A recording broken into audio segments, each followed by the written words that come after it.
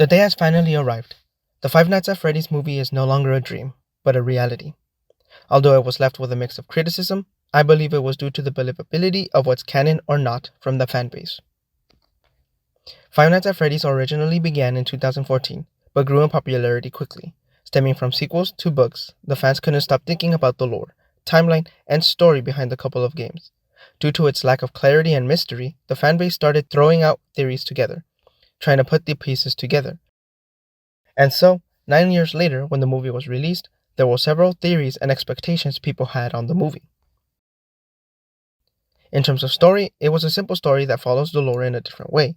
Being more closely related to the books than the games separated several people within the fanbase, and those without knowledge of the lore felt outcasted, not understanding anything that was going on, and resorted to its simplistic story. Okay.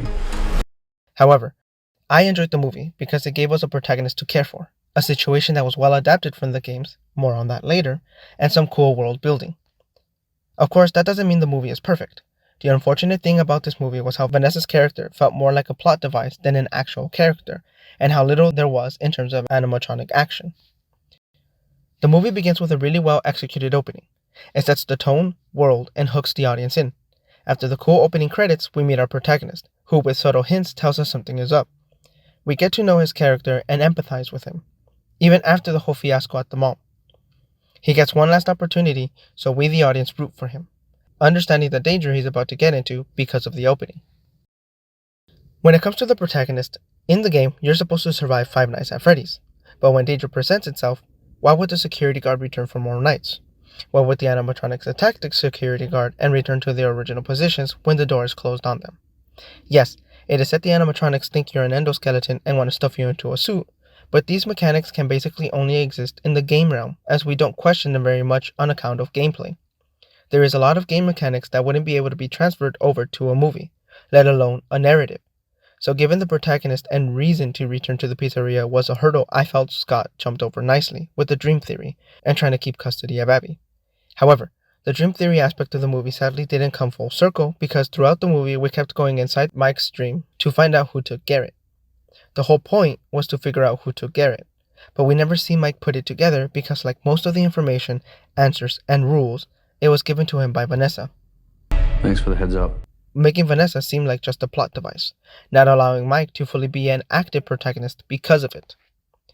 And on Abby's part of the protagonist's motivation to continue going to work at Freddy's, I know the whole Abby subplot gets in the way a bit, being muddled into the main plot of the movie, where the movie ends up putting aside the direction it was headed in the beginning.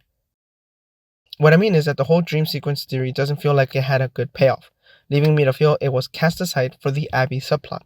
What do they want? They want to make her like them.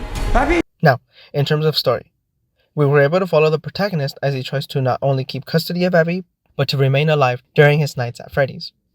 Not only because Abby's life is on the line, but because the movie gave us a reason to care for him. The only thing is when it comes to the animatronic action. The main thing everybody wanted to see was animatronic mayhem, which was why most people felt cheated when this scene came up.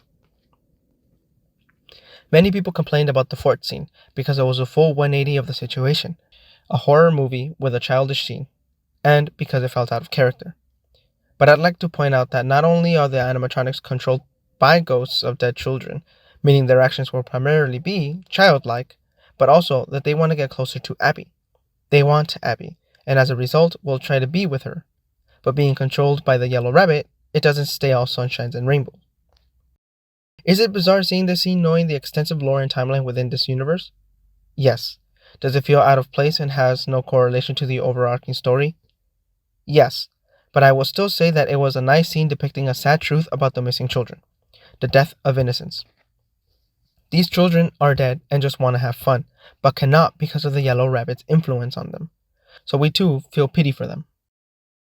And sure, maybe you'd argue that that's not the point because the whole point is surviving 5 Nights at Freddy's with killer robots trying to stuff you into suits. To that I'd say yes, you're absolutely right. That's what the game is about. But the movie, like I mentioned earlier, is based more on the books than the games. In other words, it has more character. It builds upon the characters, giving them backstories and reasoning behind their actions. That is what the movie does. It gives us a different nuance than what the first game is. And although there is nuance to the first game, like I mentioned prior, Hello? There were so many hurdles trying to adapt the game into a narrative movie. Many also complained about the movie's ratings, but I disagree. Rating doesn't make a movie bad. Claiming that it should have been rated R, full of gore, doesn't make the movie bad. Five Nights at Freddy's never had any gore whatsoever. Was the story in itself cruel, vile, and gore-inducing? Yes, but it doesn't mean the movie should have had these at all. There are many rated PG-13 movies with various horrific topics that many claim to be worth watching. Some that even have less gruesome scenes. Others have more horror aspect to them, yet it's still a PG-13 movie. Gore is an element presented in some horror movies, but it is not a requirement. Gore does not make a movie a horror one. Could there have been more scenes that pushed the limit of the PG-13 rating? Yes. To that I agree. I would have liked for more surviving the broken down establishment, the fear of making it through the night, the horror element the games had with its atmospheric music, sounds, and feeling. Though the movie didn't go this route, I can admire the direction they went towards as it strived for character connections and character-based intentions instead. But with that notion, Vanessa was a huge aspect of the movie that kept the ball rolling.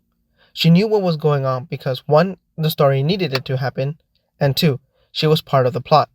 With her mixed signals and diction, she gave us information, but not all of it, telling the protagonist what to do, essentially removing his active status. Is there anything else that you want to tell me about, Vanessa? Because you seem to know everything about this place. As he now reacts to everything from the information from Vanessa to the animatronics.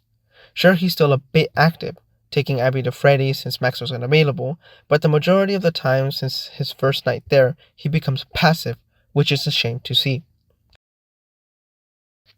But again, I enjoyed the movie very much. Though I can see where the movie could have been better, and it isn't the need of gore or violence, but instead its story and the way it was delivered. I would also like to point out other good aspects of the movie. Acting, production design, music score, and some cool shots. It was very cool seeing Matthew Lillard in this franchise. Just wish we could have gotten more scenes with him.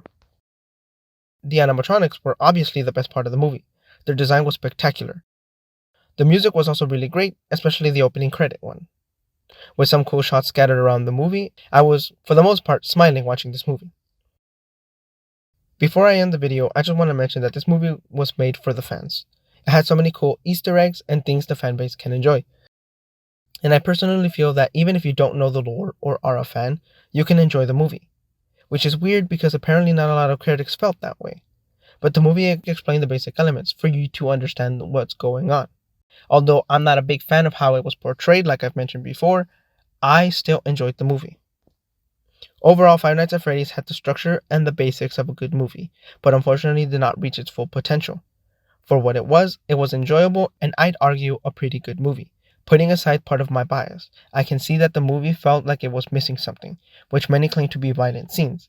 But I'd say it was more of allowing the protagonist to be more active while having more scenes to deal with actually surviving Five Nights at Freddy's.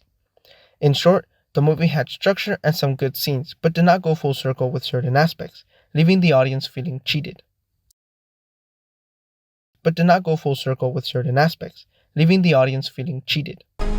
Okay.